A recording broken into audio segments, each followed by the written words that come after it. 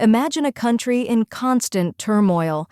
Since gaining independence in 1821, Mexico has been through countless conflicts, switching leaders like changing hats. Picture this. It's 1876, and the nation is weary, desperate for change. Enter Porfirio Diaz, a man who overthrows the government in a display of raw power, marking the start of a new chapter for Mexico. Could this be the chance for much-needed stability and growth? Diaz's rise wasn't just about power. He promised peace, something the country longed for after decades of chaos. But here's where it gets interesting. Even as he laid the foundation for progress, whispers of future turmoil lurked. For a country ready to rebuild, this was both a promise and a warning of what lay ahead. Now, after Diaz forcefully took charge, the real political dance began. In 1877, he managed to secure a victory in a legitimate election. It looked as if Mexico could actually walk toward democracy. People had high hopes because Diaz was speaking about making big democratic reforms. Finally, a leader who seemed to be keeping his word. Yet Mexico's political scene can be as tricky as the country's rugged terrain itself. Absolutely. In fact, soon after Diaz took office, he changed the Mexican Constitution, introducing a rule that said presidents couldn't be re-elected. It sounded great at first. Then, between 1880 and 1884, Diaz actually handed his role over to Manuel Gonzalez. But don't be fooled. This was not quite democracy in action. Gonzalez was more of Diaz's puppet rather than an independent leader. Yes, and it didn't take long for Diaz to return to power in 1884. He manipulated the political chessboard to his advantage, getting around his own rule about no re-election. This back and forth left many wondering what true democracy actually looked like. His actions undoubtedly created controversies, and you'd expect the public to react strongly, right? But Diaz had his methods to ensure things didn't spiral out of his control.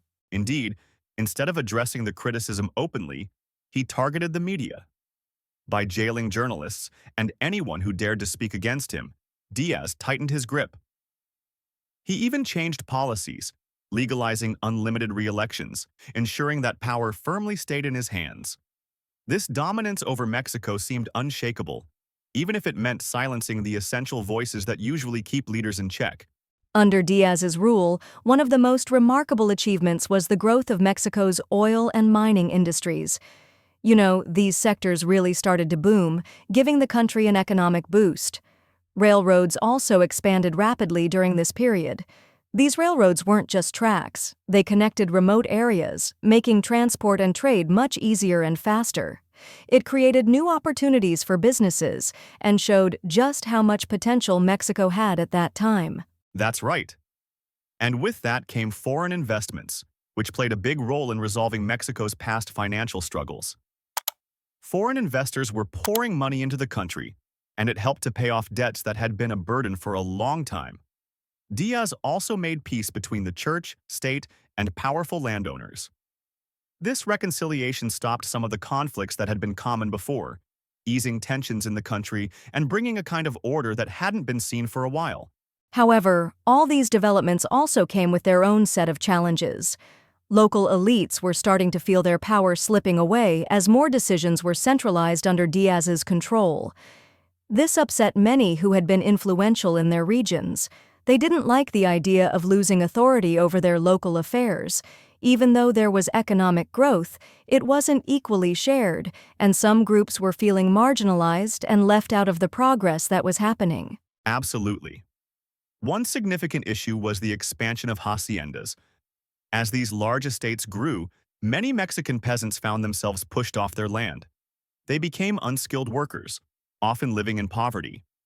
Even worse, the foreign investments that seemed positive at first meant that much of Mexico's industry wasn't owned by Mexicans.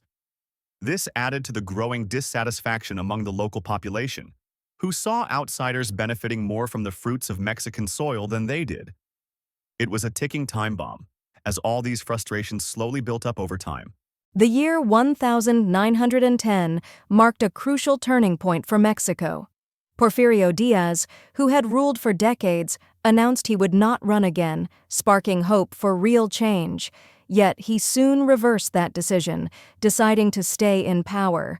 This infuriated many, including a man named Francisco Madero. Madero's resentment grew as Diaz imprisoned him, hoping to silence any rebellion before it took root. But Madero was not easily intimidated. He managed to escape and laid the groundwork for a revolution that would soon reverberate across the nation. Exactly. And once he was free, Madero didn't waste any time. He sent out a call for change, urging Mexicans to rise up on November 20th, 1910. This date would go down in history as the start of the Mexican Revolution. Madero rallied support around him, questioning Diaz's decisions and calling for a fair and just society. His words inspired many, proving he was not alone in his quest for reform and justice. While Madero gained momentum, others prepared to join his cause, setting the stage for a powerful coalition against Diaz. One key figure who answered this call was Pancho Villa, a well-known former bandit. Villa had a formidable reputation and a keen sense of battle tactics, which played a vital role in uniting the forces of the North. Together with Madero, Villa's involvement added weight to the growing movement, creating a formidable force ready to confront the federal troops. His strategies and charisma made him a prominent character in the uprising, a key player in the unfolding events that would shape Mexico's future. And let's not forget, down south, there was another uprising led by Emiliano Zapata. Zapata, representing the rural peasants, was motivated by promises of land reform. The peasants had long been waiting for someone to stand up for their rights, making Zapata's appeal resonate deeply with the oppressed. His actions in the South mirrored the sentiments of the North, gathering support from those who felt neglected and used under Diaz's rule. Both Villa and Zapata, alongside Madero, ignited a flame of revolution, sparking movements that demanded a real shift in power. After years of holding on to power, the moment finally came when Porfirio Diaz had no choice but to step down. Facing mounting pressure from revolutionaries all around him, he chose to go into exile, leaving a turbulent country behind. In 1911, Francisco Madero took over as president, bringing with him hopes of a new era. Madero came in with a vision of change, wanting to implement new ideas for better governance. The country was eager, filled with anticipation for what was to come under Madero's leadership. Madero's presidency was indeed a time of hope, but it quickly became clear that he envisioned a more controlled revolution. He pushed for electoral and economic reforms without wanting to entirely overturn existing systems. Promising to redistribute land to empower the poor, his proposals were watched closely, especially by key figure Emiliano Zapata. Madero's cautious approach, however, couldn't contain the simmering dissatisfaction. Zapata, feeling betrayed by the slow pace of land distribution, took up arms, showing that not everyone agreed with Madero's vision. The discontent didn't stop with Zapata. Other forces were eager to make their mark, and that's where Victoriano Huerta comes into the scene. Huerta, initially an ally to Madero, seized an opportunity to usurp him.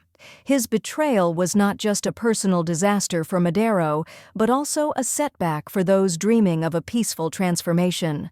Madero hadn't foreseen Huerta's ambitions, and the consequences were severe.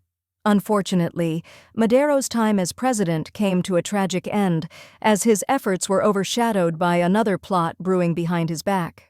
Indeed, the situation was worsened by the involvement of the United States, which started supporting Huerta. Their concerns were more about their own interests and peace on their borders than Mexico's internal affairs. Madero's removal from power marked yet another disappointing chapter. But it also showed how vulnerable and unpredictable the political landscape remained. Still, it wasn't just Huerta's takeover. It was a complex mix of ambitions and betrayals, unfolding faster than anyone could control. Right after Madero's downfall, things became even more tense in Mexico. Victoriano Huerta, who had seized control, was facing a barrage of opposition from different quarters. One strong voice against him was Venustiano Carranza. As governor of Coahuila, Carranza wasn't ready to sit back and watch Mexico's future crumble under Huerta's troubled leadership. Carranza's determination led to the formation of a rebellion, aiming to free Mexico from Huerta's tight grip. Exactly. Carranza wasn't alone in this fight. He joined forces with well-known revolutionary leaders Pancho Villa and Álvaro Obregón, which was crucial for strengthening their cause. Villa, with his proven courage, and Obregón, with his strategic mind, made a powerful alliance. And let's not forget Emiliano Zapata, who also joined the movement. Zapata was determined to secure land reforms for the peasants, making this a spirited effort from both North and South. Their combined efforts gained momentum swiftly, and soon enough, the international scene also took a turn. Initially backing Huerta, the United States decided to switch allegiances and placed their bets on Carranza's forces instead. This move by the U.S. drastically altered the power dynamics, putting further pressure on Huerta. The external support was crucial for Carranza, allowing him to mount a more significant challenge with better resources. The increased pressure proved to be overwhelming for Huerta. Cornered on all sides and seeing no way to hold on to his power, Huerta finally resigned from the presidency and chose exile as his way out in 1914. His resignation marked a pivotal point, freeing the nation from his rule, but also leaving behind a power vacuum. It's interesting how the shifting tides of support and alliances played such a critical role in shaping the coming events in Mexico. So, after Huerta's exit, the question of leadership was still hanging over Mexico. Carranza, seeing an opportunity, decided to declare himself the provisional president. However, he proposed to gather all the important leaders to discuss the way forward. But bringing together figures like Villa, Zapata, and Obregón in one room was going to be a tough task. They each had strong ideas about how Mexico should move forward, and reaching a consensus was easier said than done. Absolutely, the talks didn't go well. Villa and Zapata, who championed the rural peasants, wanted immediate social reforms. They argued for land redistribution to give farmers the land they needed. In contrast, Carranza and Obregón focused more on political reforms. They wanted to stabilize the government first before moving to social issues. Their differences were too big, leading to a renewed wave of conflict between the groups. As discussions broke down, tensions rose again in late 1914. Villa and Zapata's forces made rapid advances, putting Carranza's administration on edge. Faced with their offensive, Carranza and Obregón retreated from Mexico City to regroup in Veracruz. It was a chaotic moment, and both sides were eager to prove their dominance. Villa and Zapata held strong positions in the capital, but were uncertain about governing the vast country. With Villa and Zapata pushing forward, Obregón took charge of coming up with tactics to fend off their attacks. He was a brilliant strategist, and he laid traps using modern warfare techniques. Against Villa's cavalry charges, he used trenches, barbed wire, and machine guns. It was an echo of battles seen in World War I. Obregón's careful planning would soon show results as he and Carranza began to slowly reclaim control over Mexico City. As we close our story today, let's look back at the incredible journey that Mexico has undergone over these transformative decades. We've traveled through the triumphs and tragedies, through the eyes of many leaders, each with their vision for the country. From Porfirio Díaz's ambitions to Madero's daring steps towards revolution, each chapter has left a significant mark on Mexico's path to modern era. The impact of these historical journeys continues to shape Mexico even today. It's fascinating to reflect on how the choices made by these leaders have lasting effects. We hope you've enjoyed this exploration of Mexico's past. If you did, please support us by subscribing to our podcast. Don't forget to leave a review and comment to share your thoughts. It's your engagement that helps us continue diving into history's complexities.